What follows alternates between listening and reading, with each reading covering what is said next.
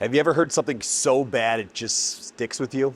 Like an out-of-tune marching band in a wind tunnel inside of a steel drum. And that's what this Shelby F-150 sounded like when it rolled in. A 750 supercharged monster that for some reason was breathing through exhaust pipes meant for a V6 work truck. It was wheezing, droning, and generally just embarrassing itself. But hey, it wasn't the owner's fault. He bought it this way, and when it came to us, he just wanted a quick fix patch job. But then he made the mistake of watching one too many of our videos, and somewhere along the way, he looked at his truck and looked at us and said, you know what, do your thing. And that's where things got interesting. So today, we're building this Shelby F-150, the exhaust it actually deserves. Dual 3.5-inch Megaphone magic that'll finally make this thing sound like the 750 horsepower Predator it is, without making it unbearable to drive. We're also tackling one of the biggest myths in the car industry world. So why do so many 5.0 Coyotes exhausts sound kinda mid? And is it just a bad rep, or is the aftermarket part of the problem? Stick around, this is gonna be a good one.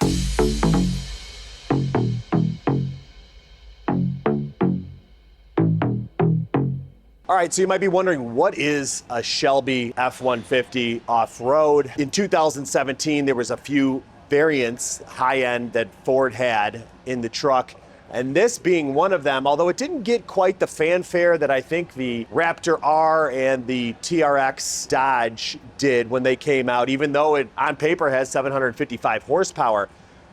The stock F-150 came with a 5-liter Coyote motor, and this almost doubles that horsepower. So it also increases the price pretty significantly. And going over this thing, you probably want to know, why is this thing almost $35,000, $40,000 more than a comparably equipped F-150? And I'm going to point out some of that stuff just so you guys know kind of what we're working with. So we're going to start off right away what you're gonna see on the outside, the exterior. Now, you'll notice we've got these fender flares here, big arches, as well as this honeycomb grille, badges everywhere. Shelby F-150, 750 horsepower, staring you right in the face. We've got this skid plate down here.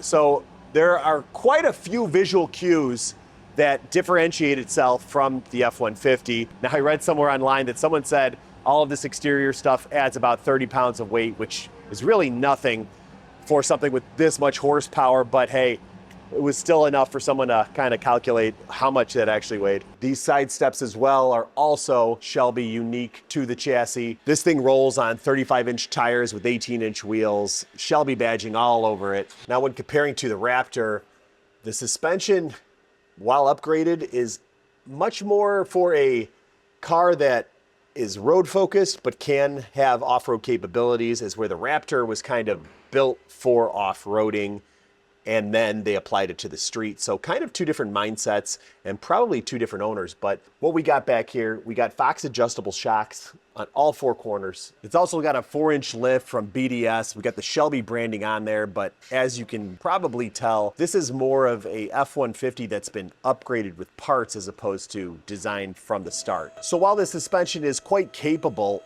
it just doesn't feel as special as the Raptor might when we're talking about off-road. Now, I keep saying this is an F-150 that's been upgraded, so you would think that a lot of the components would have thought into upgrading them, but there's a ton of components that were more or less left untouched. And one of the more disappointing ones, at least for me, are the brakes here.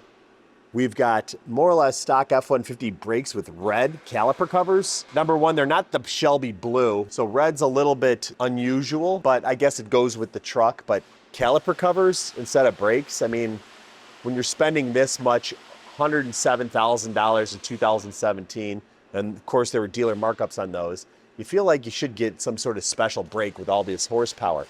The other things that were left unchanged, I showed you previously, the exhaust system, those factory manifolds, the factory cats.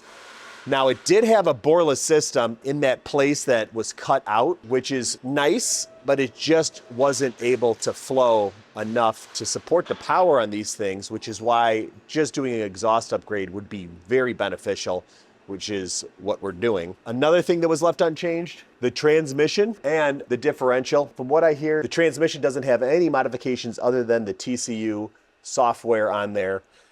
Drive shaft and even the differential all remain what came on the F-150. And that kind of just leaves me feeling like there's a lot more to be desired with this thing, but hey, it's just my opinion. Now, as far as the interior goes, there's not going to be anything super surprising here.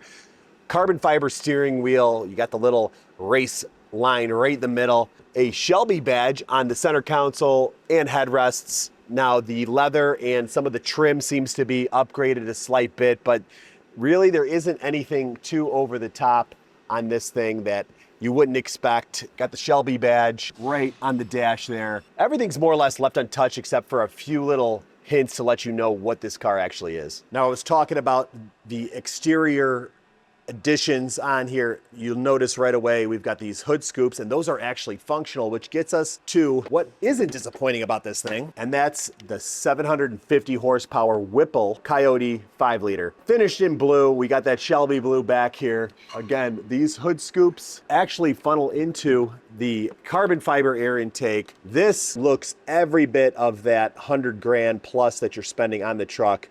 Really cool, very responsive, very powerful. The only thing that I'm not thrilled at is that red line. It seems to cut out at about 7,500, which on a Coyote motor, especially built, probably could go up a little bit higher, but that could be changed via the ECU tuning. This motor package is proven pretty reliable for at least most owners online, which goes to the old adage, if it ain't broke, don't fix it. So with all these special parts and an extremely powerful motor, I think the exhaust system needs to sound equally as impressive. And that's why it's here at Fluid Motor Union, and that's what we're going to take care of.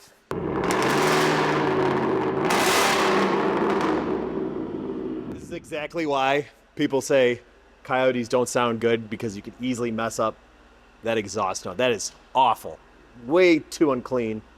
A lot of brap, a lot of rasp, just splitting, paper ripping noise. Is exactly why we do exhaust, to have stuff not sound like this. It's got this little hump here for the exhaust, but you can see it's not quite centered. When they got creative with the exhaust system, they didn't quite line it back up, and it's actually melted into here. So we might be able to touch it up with some paint. We're definitely gonna center that back up. We can't leave that like that. So what happens when you bring it to a cut and paste muffler shop. I feel like these tips are too small, but they say Shelby on them, so we'll probably end up keeping them. I don't wanna ruin the Super Steak moniker, but man, that is not good. Now, starting up here, I'm not so worried about the factory manifolds. That's expected. But what really shocks me are these factory catalytic converters. Now, coming down here, this is a 2¼ inch pipe running across from here, going through these cats, just like the F-150, 2-into-1 right here, merging to this point. Now, we did something similar like this when we were doing the Raptor, but even the Raptor had it going to 2 sections. That might be all right to do on this car when it's in the guise of making, the 400-ish horsepower that these things can make.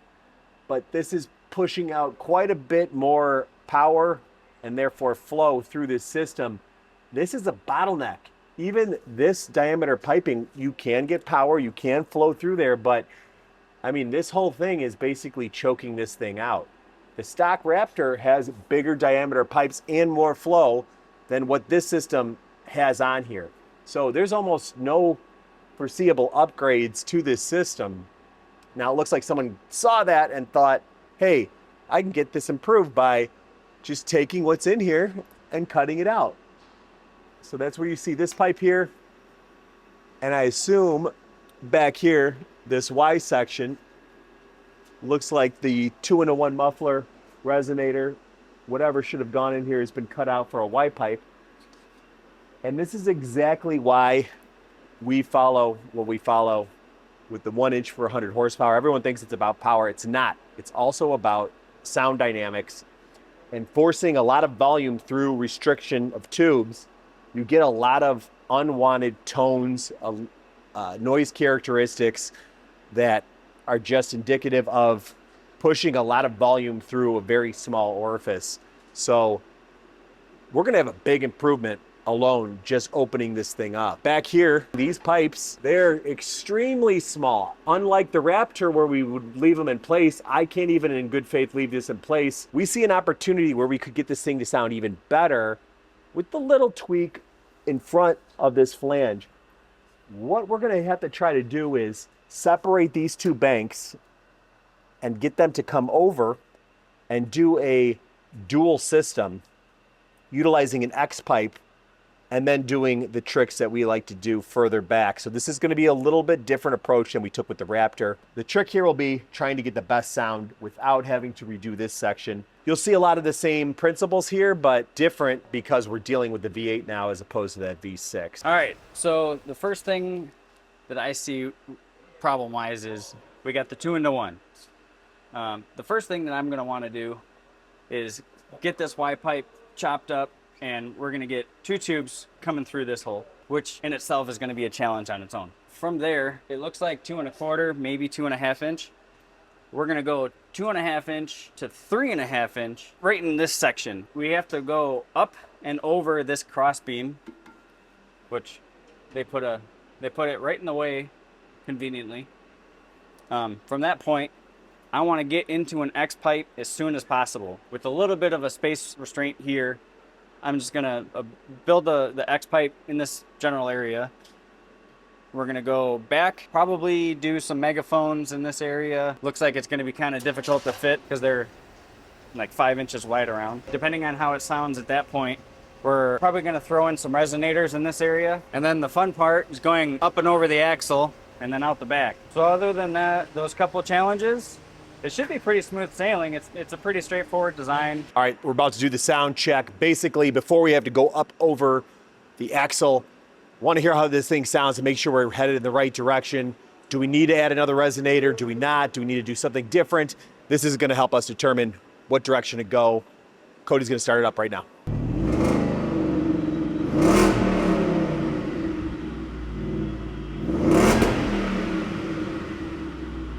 All right, this thing's got some depth to it. It's exactly what I'm trying to do.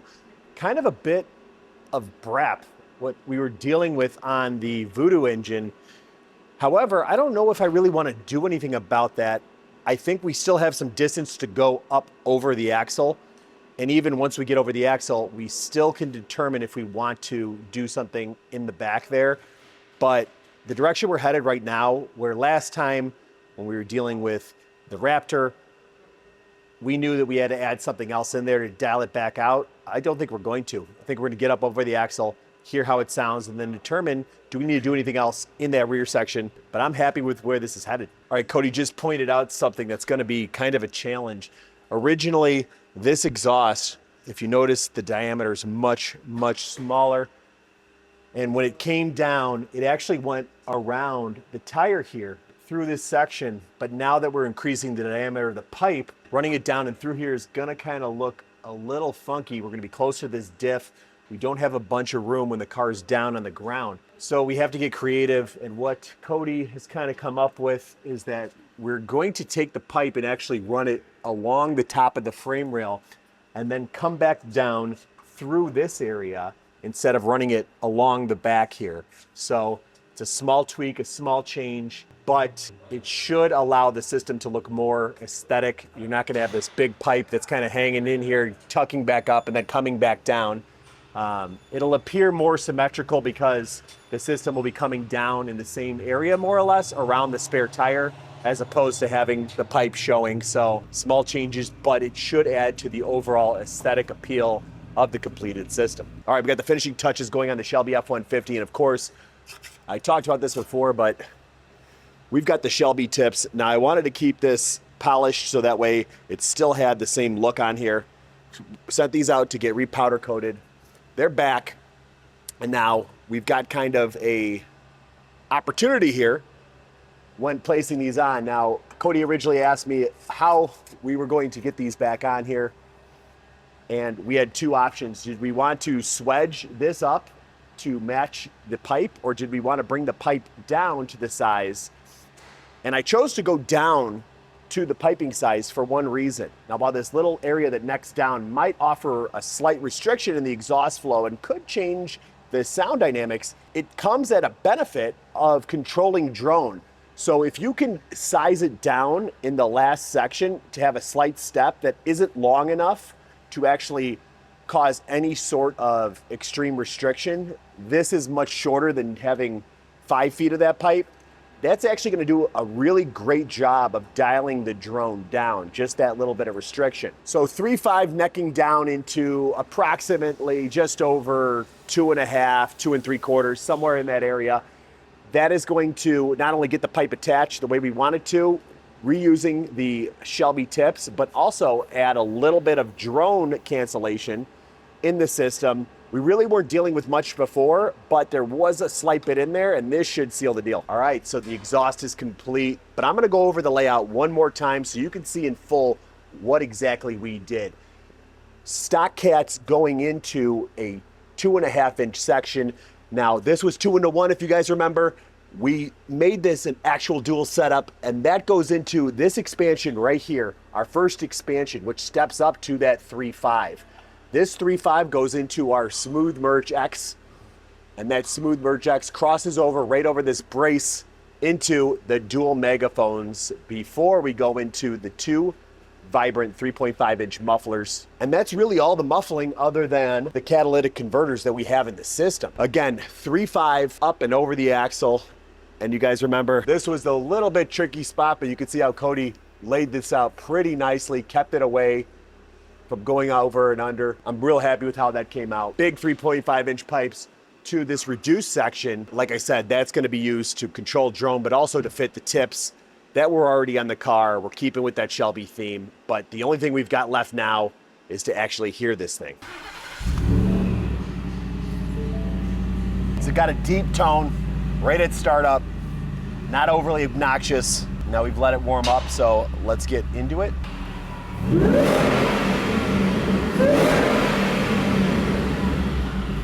Got rid of a lot of that brap that we were dealing with early on in the system. Cody and I had talked about those pipes going up and over, possibly that dialing out some of it, and I think it did all of it. And that's kind of the big issue that a lot of people have with Coyote motors, is that they just end up not sounding very clean, and not like the old 5.0s or, you know, the Windsor 5.8s. They just have a different Ford sound. Even the 4.6s. Now, there are people out there that like the Coyote motors, but we kept getting requests on people saying they didn't sound right, which surprised us. There had to be some stuff out there that made them sound pretty good. And I think there is, but what this customer was looking for, so far, at least in the startup, sounds like we're pretty much there. Let's get it on the road.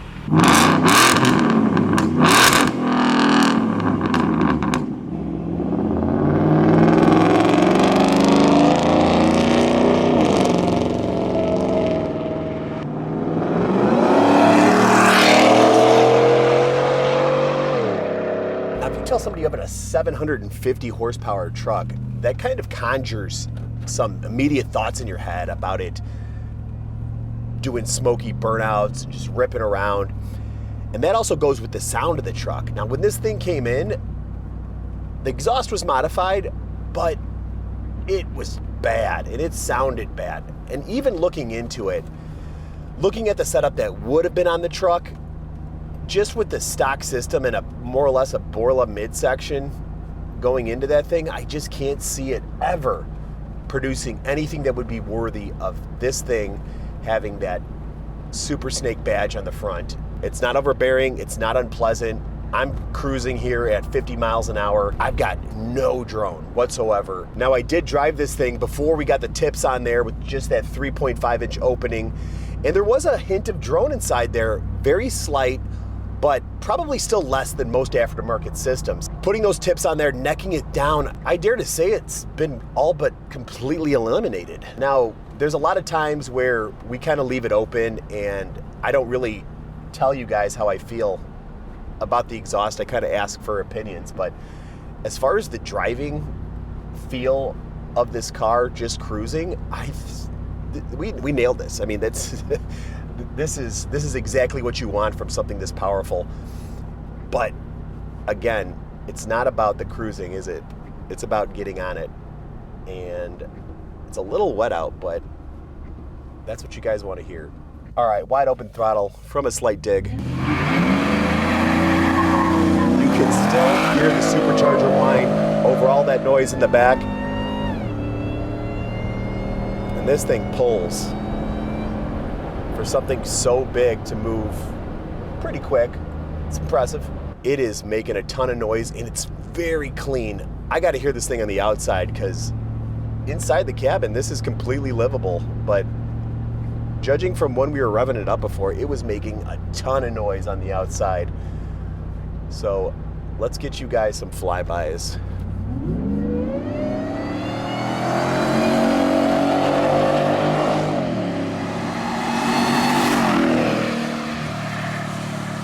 So a lot of times when we do these, car comes in and you know what your thoughts were on it. It's why you came here in the first place. Yep. And I don't want to offend you, but it was bad. It was not good. And there's a few things we found out underneath there that I don't know if anyone could have done a good job with what was going on underneath there.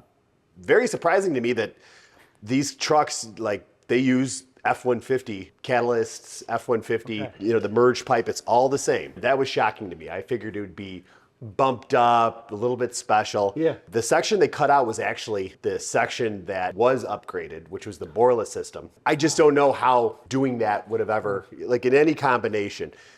Now, when we originally came here, we were kind of thinking more of like, let's just get this fixed. I really wasn't trying to push you into like doing a whole system. Nope. And while I think that would have worked, I'm really, really happy with how this thing came out. I think you're going to be happy. Drivability, sound. This thing just didn't sound like a Super Snake. You know what I mean? Yeah. This is it though. And I want to hear what you say. Yeah. I shouldn't put too much bias on you. But as you heard me say before, I'm pretty confident. Yeah. I'm really happy with how this came out. All right. I'm excited to hear what you say about it. Yeah. So let me start it up for you. Yeah, here you go. And then you can kind of hear, and then I'll let you take a ride in it and you tell me your thoughts. Sure. Pretty good. I don't know if this is the right word, but it sounds nice and clean. Clean is exactly what I was hoping you'd pick up on. Way better. Way better. Not even close. I appreciate you giving us the opportunity. Oh, this was awesome. Anything comes up. This was awesome. And there it is. The Shelby F-150 sounds like it was meant to. Not obnoxious, not boring, just pure, unapologetic, supercharged V8 goodness. It's funny that this truck came in with an identity crisis and now it finally matches its own spec sheet. Because let's be real, when you build a 750 horsepower truck and slap a Shelby badge on the side, it shouldn't sound like a confused F-150. And that brings me to a question for you guys. What's the most disappointing factory exhaust that you've ever heard? Drop it in the comments, and if you've been telling yourself you just need a quick fix for your exhaust, be careful. You might just end up here saying, just do what you gotta do, and realizing that you wanted the best result all along. Stay loud, stay curious, and we'll see you next time.